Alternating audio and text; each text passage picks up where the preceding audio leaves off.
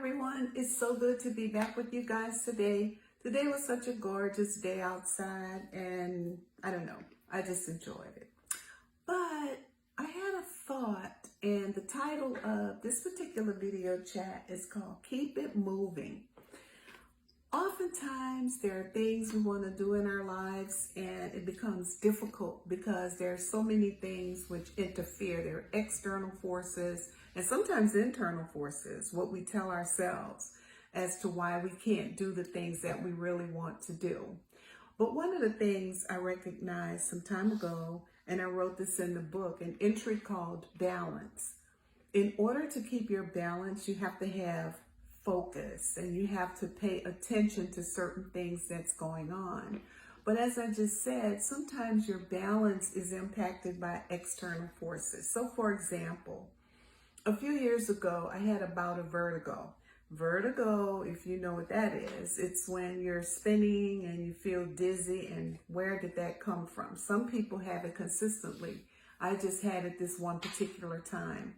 So for context, let me just say this, that vertigo is something that is impacted or caused by a disturbance with your vestibular mechanism, which is in the inner ear.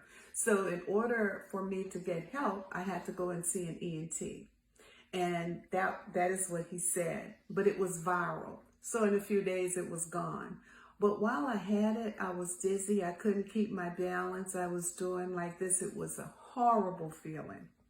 Another time when I lost my balance is when I got some new prescription eyeglasses. And I don't know if you've ever felt like this, but when I got the glasses, when I first put them on and I was trying to walk, when I would look down, my depth perception was off. And it forced me to lose my balance. And sometimes I felt like I had to reach out to something. But after a while, you know what happened? It was fixed too, when my eyes became adjusted. Here's the thing.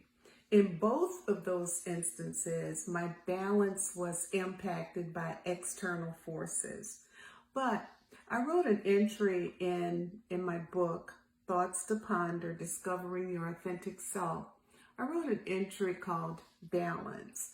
And one of the things I found is that frequently our visions, our dreams, our ideas, things that we might want to do, we lose our balance. And why do we lose our balance? Because there's so many things that's coming at us that it causes us to take our attention or our focus off what it is we're really trying to do. So what happens is you get some things in your life that will disrupt where you're trying to go. And then you start feeling like, okay, this is too much for me. I can't do it. Who told me I could do it? You get, self-doubt, the imposter syndrome, I'll fake it till I make it kind of thing. You get all of those things because you lose your balance. One of the things I recognize, if I draw a parallel between those physical ways you can lose your balance and the other things in terms of visions and keeping your dreams and keeping it moving, is that it can be dizzying and it can cause you to spin around because you have all of these competing messages in your head as to why you can't do something, or I cannot do it because I don't feel comfortable enough. I can't do it because I don't trust myself. I can't do it because I have shame or I have vulnerability. I'm not brave enough. You have to do it anyway. You have to keep it moving. So the takeaway is this, and I wrote this in the book, and I'll just share a little bit of it with you. Let's see where I wrote it. As we journey through life, there are ups and downs, twists and turns, ebbs and flows.